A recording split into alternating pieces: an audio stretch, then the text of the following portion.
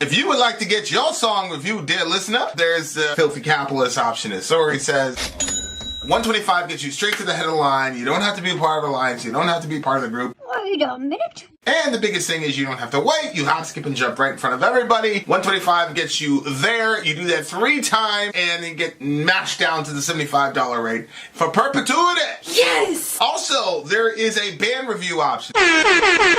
So if you've got a band and you're trying to get your band some exposure, hit me up at insori@gmail.com, and I'll show you the details about how to pull that off. You can also jump on Patreon, and there is a option on the tiers to be able to get your band reviewed. Yep. Obviously, we can't lie to you, so we can't guarantee a positive review. Get what you get. It's just rubbish. Rubbish. Rubbish. That's British for garbage. My favorite is a community option. $1 at the gate gets you in a Patreon. You get to join an alliance. The alliance joins their points together, and that helps determine what songs that we do. The alliances hang out on Discord. Message me on Patreon to get the link. And they do all kinds of other cool things. They do Minecraft, Dungeons and Dragons. Yeah. It's really a community within the community. Anybody can go on the village, facebook.com/Vin and Sori. There's 160,000+ people on the channel. What's cool about the Discord is that it offers a real opportunity for community connection, friendship, that type of thing. And it's on Discord, so if you're not a Facebook person, it's for you. You start off at $1. Right. Plus you get exclusives. Sori and I are working on a song. So the first 15 seconds of that was on Patreon. Also, at $15 tier and above, when we actually debut the video, they're going to be there live with us. There you are, dear listener. Buy our merch. Buy our merch indeed, a child shall lead them. To buy our merch. Okay, here we go. Disturbed. DJ Nick in the house. Okay, dear listener, you get four songs, makes you a DJ for the night. So there's Mr. DJ Nick's icon. Better be a wolf of Odin than a lamb of God. Now, we're Christians. We don't believe that. That's bullshit. But Nick is the DJ, so he gets it over there. He gets to put it over there. There's a little thing in there for DJ Nick. We are here for you, dear listener. Yeah. Now, Yeah. we've listened to... But you have picked some interesting song choices. Alter Bridge. We've listened to Falling in Reverse. Now we're going to listen to a band called Disturbed.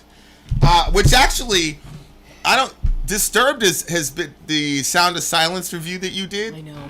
Was the most popular thing we've ever done. That was right up there. Yeah. I forgot the name of the movie, but it was a trash ass movie. Then you went after the lady at the movie theater. You were in a terrible mood, and then we got home, and then we had Sound of Silence queued up. It was like 1 a.m, so we did it, and you were in such a bad mood, so you cried through the whole song or whatever, and it like became like the greatest thing we've ever done. So that was that. Here is a repeat. That was that night. Here is the repeat. Yeah, she really pissed me off. I think she kept putting her shit on me. I don't want her. No. That was a different one. That was a different one. I guess I've had a lot of interactions with. Okay, here we go. Disturbed. Hey, you. Let's do it. And Amy, we have to talk about the car explosion thing. Amy will like drop these massively significant situations in chat in this like strange matter of fact. Yeah. Like, what the hell kind of life do you live? Oh yeah, like right before the car exploded. I was never told of this. An explosion. An explosion was supposed to be fresh. I actually had. All right, let's go. Ooh. I think we're about to move.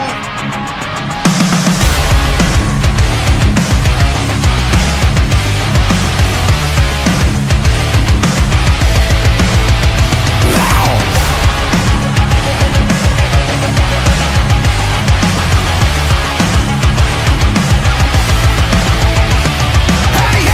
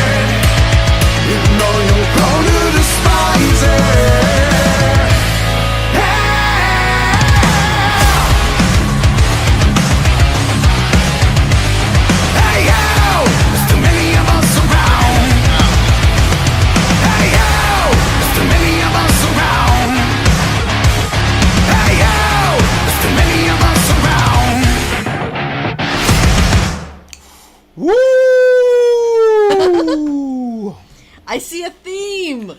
I see a theme, dear listener. What do you think the theme is, Ya Rasulallah? Well, I mean, it's got there's bad stuff, but there's positive. You know what I mean? Like, it seems like the other songs where we're talking about bad mindsets and stuff, but I don't know. Like, all of them seem kind of a little bit preachy. Nick's preaching at us tonight. This song is a banger, man. This song is a banger. Came out in 2022. Apparently, July 14th. So this is new. Mega new. That means I need to speed up breaking up this stream. Yeah, I love that part. Too many of us. Okay, what do you think the song was about? What do you mean? What do you think the song was about? What do you mean? What do I mean? What kind of question is that? Hey, you, have you ever had enough of it? How the blind are leading the blind? Hey, you, are you angered enough? Do you feel confined? Are you losing your mind? Done putting up with it? Inner peace isn't easy to find. Are you strong enough to stop jumping in? Can we begin again then? It seemed like it was like the same thing as kind of the other one where we're talking about, well, the kings and pawns and, you know what I mean? Like being a leader, getting... And when you won't let go, just keep this thought in mind. The closest mirror reveals the true enemy staring back at you. Like, so you gotta get past your own personal hang-ups. What did you get from it? Well, I'm not sure. When he says feeling confined, yeah, I might be reading too much into it, but considering this came out in 2022, the whole lockdown situation, where people were literally confined and people went stir crazy. Are you angered enough? Are you angry? Do you feel confined? Are you losing your mind? That to me, that was pretty much a lot of people in 2020. Yeah, jeez. Done putting up with it. Inner peace isn't easy to find. Are you strong enough to stop jumping in? Can we begin again then?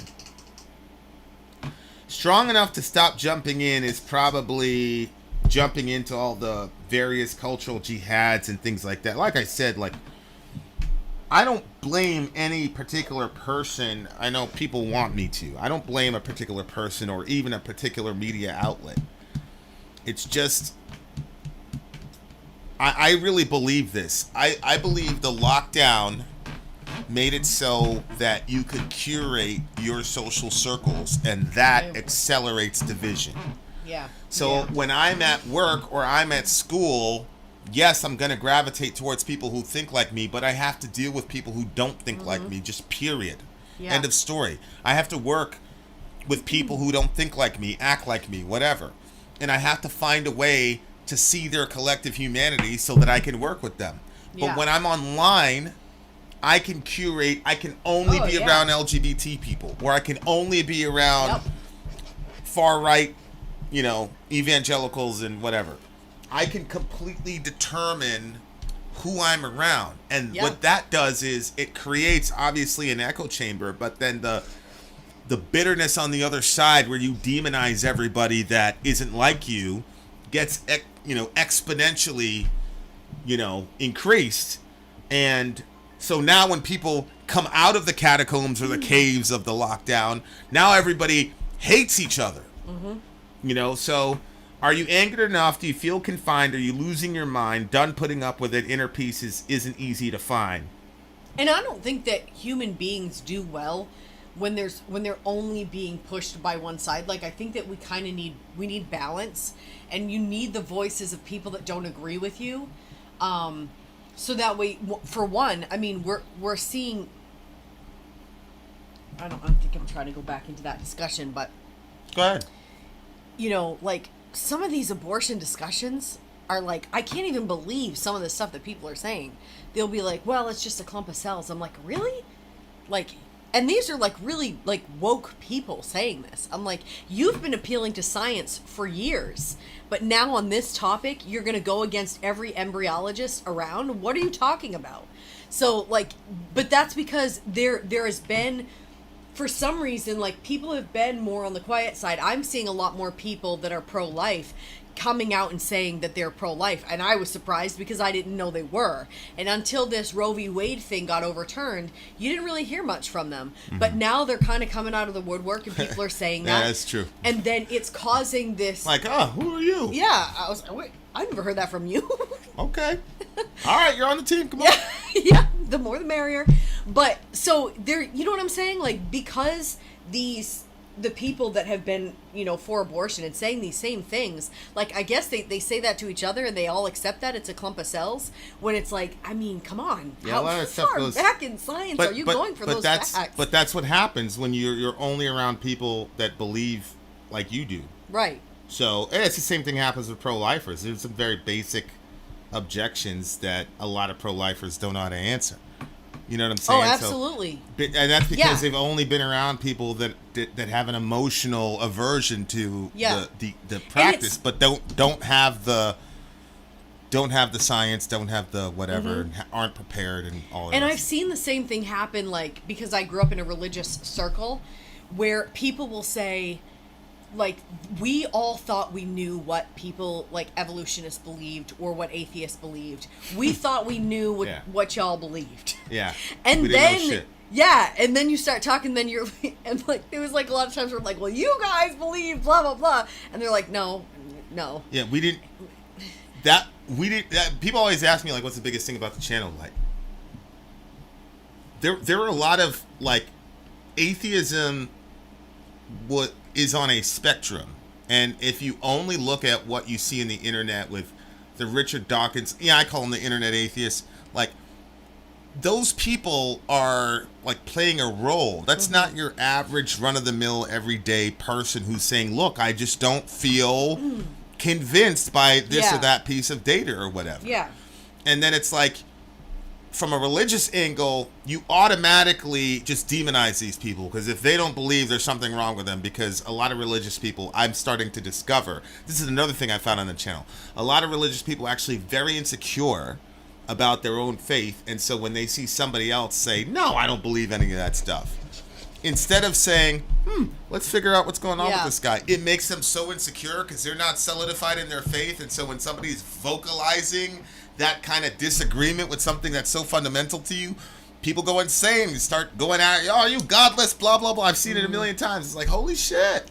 Throwing Bibles at people, splitting them in half. People are so, like, there's so many layers to why a person believes what they believe or doesn't believe what they say they don't believe, or what. People are so layered. But what he's saying here is, you can't let go, so keep this thought in mind. Your greatest enemy is still alive and growing inside of you.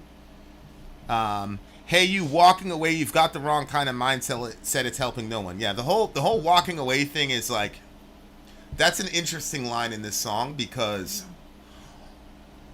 what do you mean by walking away? Like, you have some people that are like, yo, I quit this whole thing. Yeah. I'm going to go home, like, plugging in the internet, and I'm just going to, like, I'm going to completely disconnect myself from American society. Fuck this place.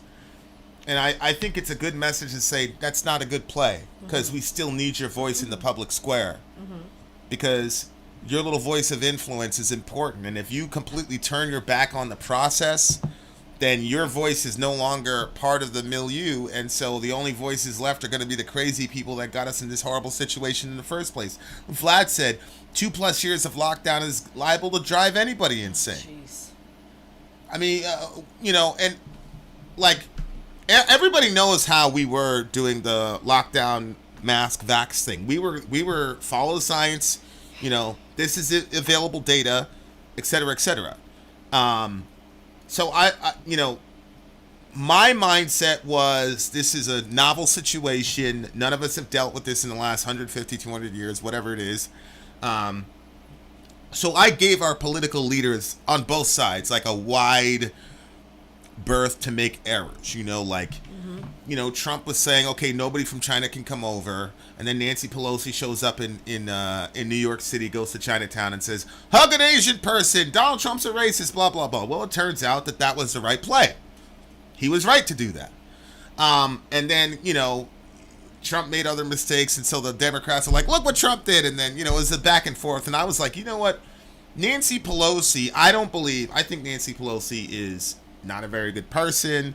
I don't think she's an honest politician, but I do not believe that she purposely stood up there in New York City and purposely wanted people to catch coronavirus. I believe that at the beginning of this virus, she truly thought that it was not that big of a deal, and that this is just Trump being racist again. And when, you know, look, he talks about Mexico, he talks about the Muslim ban. Mm-hmm. So I understand why she would say, oh, here's another one with Trump. Mm-hmm. It turned out she was wrong, but then the Republicans made this giant, oh my God, Nancy Pelosi, blah, blah, blah, blah, blah. And then obviously Trump made some mistakes. Oh, you know, he said this is going to be over by tomorrow or some ridiculous thing. He was wrong. Like, I give a lot of, like, the only people I have no mercy for are the CDC and Fauci. Because now it's come to light that they purposely hid information, important information from the American people. And a lot of people think that all those things are, like, intertwined with each other. Like, no.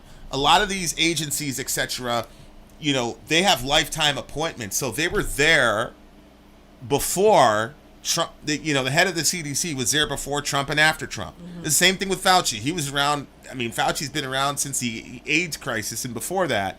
By the way, giving really terrible information, saying that HIV could be passed on by touch and stuff. So you had all these gay men that were dying by themselves without anybody there because Fauci told everybody that you could catch AIDS. So my point is, like, these institutions and the folks who lead these institutions are not beholden to the president.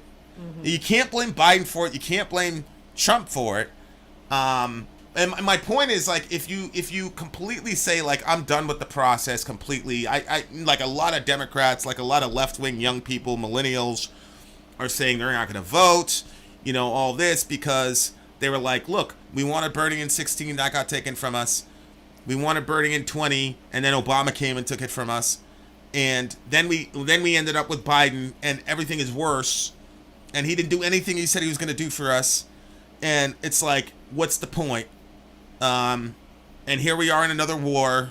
Yeah. You know, so I think it's a real good plea to say you can't let go, and you can't just walk away from the process because there's still a chance for, especially young people.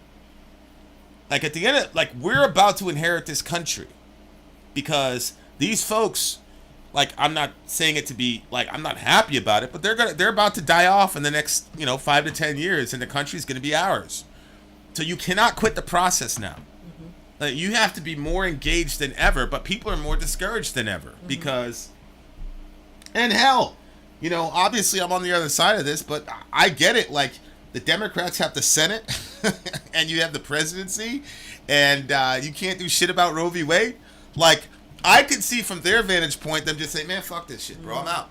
Like, I get it, but you can't do that because we're about to inherit the country. And I'll tell you what, the bad guys, and I'm not going to name the bad guys, but I believe a lot of them originate from our side. They're not going to stop. They're not going to stop voting. They're not going to stop legislating. They're not going to stop propagandizing. Yeah. So I think this is a plea to, like, not give up on the project, of America as a whole. And I think that's important for, especially for young people to hear. Is like, you can't walk away from this. At the end of the day, it's kind of, you can't walk away from your family. And I know, but like, at the end of the day, when you watch the Olympics, you want the American to win. Like, obviously, right? So, we are a family in one sense or another, whether you like that terminology or not. But you can't quit on the project. Is what I got. So. Yeah. Good song. Oh, look at this. I mean, would you be more likely to demonize and kill somebody you've met a few times? Met, I'm assuming, like, in the flesh. I'll bet not. Familiarity is the king of empathy. Wow. I agree 100%. Yeah. That's so true. Like, you spend all this time on the internet creating this weird caricature. And that's the other thing about the internet is, like, you can take a 2-3 second clip with no. This is one of the things that terrifies me about the whole Libs of TikTok thing. Like, you can take a 30-second clip, and then you can take that one clip and make it definitive of an entire group of people. So, like, the LGBT people I know, when they see the fucking 55-year-old man in tidy whities twerking in front of a 6-year-old child, or when the 8-year-old boy is twerking surrounded by a group of men who are cheering him on, all the LGBT people I know personally are horrified, and I believe, like, Riv isn't here, but if River was there and he saw the 8-year-old twerking, I believe Riv would put hands on that kid and get him out of that circle. I believe that. But what happens is a lot of people who subscribe to Libs of TikTok do not have gay friends in real life. Mm-hmm. I've got this guy, Mike, and, you know, Mike I used to work with. There's no way he would allow that. There's no way. I know that dude. Yeah. You know what I'm saying? Like, me, you know, like, I love that dude. You know what I'm saying? Yeah. Like, and you know me, how I express love is I'll do violence for you. Somebody trying to mess with Mike, you know what I'm saying? Mm-hmm. I know what he would do. So I'm watching Libs of TikTok, I'm like, this fucking guy, fuck this guy, bro. But I think about Mike, and I'm like, Mike is not that way. Mike would never twerk in front of a 6-year-old. But so you got this 30-second clip and a bunch of people on the right wing who have never have a gay friend or know that they have a gay friend. And so now the entire community gets characterized by the actions of that one fucking guy. And there's no way to solve that problem on Twitter, because all they're doing is just copying and pasting from TikTok and whatever from these sick people who post this stuff and talk about pride and all this shit. So there's literally no way to stop those people, Libs of TikTok.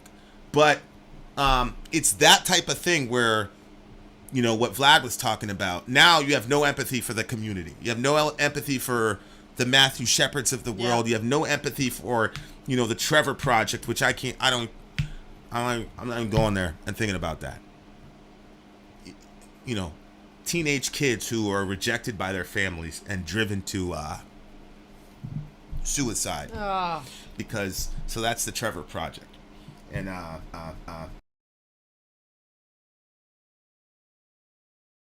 and all that shit. You know, I have all that shit in my head.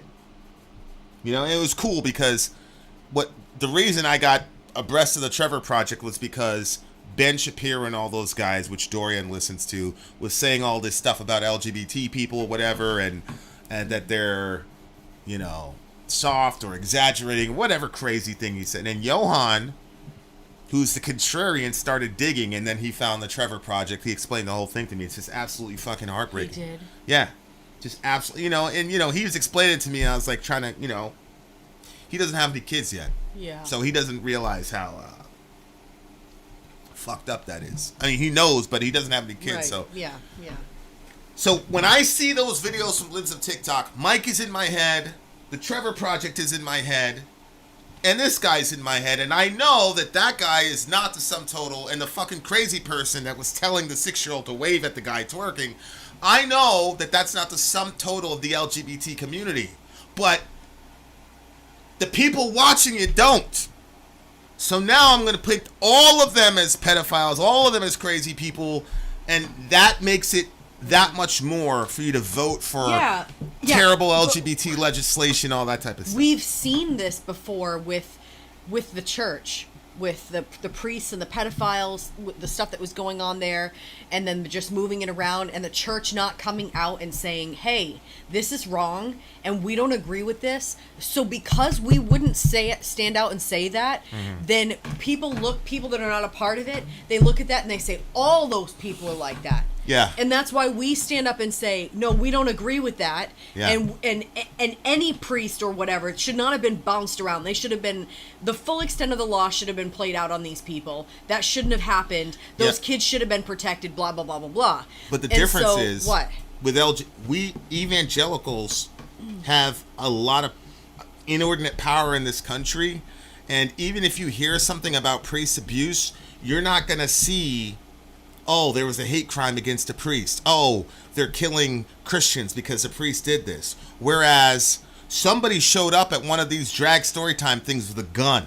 Oh, yeah, I bet. You see what I'm saying? Yeah. That's the fucking difference.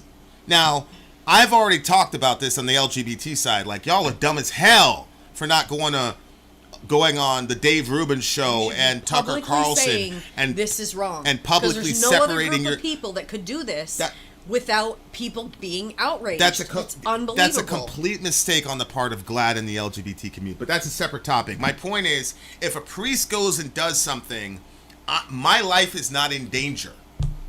You see what I'm saying? If a priest does something to a kid, as a matter of fact, if the priest does something to a kid, what are evangelicals going to say? Oh, they put a gay dude up there. That's the problem. Right? So even that gets spinned and turned around against LGBT people. So I get what you're saying. Oh my gosh, I forgot about that. I get what you're saying, but this shit gets really dangerous, man. It gets really, really, really dangerous. And I'm sorry, but in my mind, the folks who are malevolent are much better at manipulating social media than the people of goodwill. And that's a problem. That's a problem, and it's dangerous. You know, it's really, really dangerous. And so it's a good song with a really, really good message. I think it's a 9.7 for me. Oh wow. The message was good. I wasn't like a huge fan of what it sounded like. It wasn't. I haven't listened to a lot of Disturbed, but it didn't have that same like disturbed emotion to it that I'm accustomed to. It's 8.2 for me. Good. They don't publicly go against it because they fear the backlash and being ostracized by their own community. That's exactly what I thought it was. Stupid. It's stupid. You know why? If you get ostracized by the gay community, you get to go home. If people look at this shit and it's uncontested, people fucking die. So somebody in that community needs to suck it the fuck up, because this is gonna. That's where the whole "Don't Say Gay" bill came from. So LGBT leaders are in a very bad fucking conundrum. But the choice to me is obvious. If I was in that community, I wouldn't give a fuck. I don't care if you ostracize me or you're my friend or not. People are too sensitive, man. Yeah. People are too sensitive. Like, you got to do that for the sake of the whole community. Even if they're going to ostracize you, it's better than them being dead. And make no fucking mistake, people are going to die over this shit, in my opinion. Yeah, it's that dangerous to me. So, because now you start talking about people's kids, man. And otherwise, very peaceful people lose their minds when it comes to their kids. So, that is 100% true. You got to get over that shit. They got to get out there and say some shit. Anyway, tough situation. I do think our generation's a solution. Inshallah, we'll figure it out. But what I do know, I don't know if we'll figure it out in time, but what I do know is that we have more music coming. Big homie DJ Nick, Vin out. Sori out. Gone.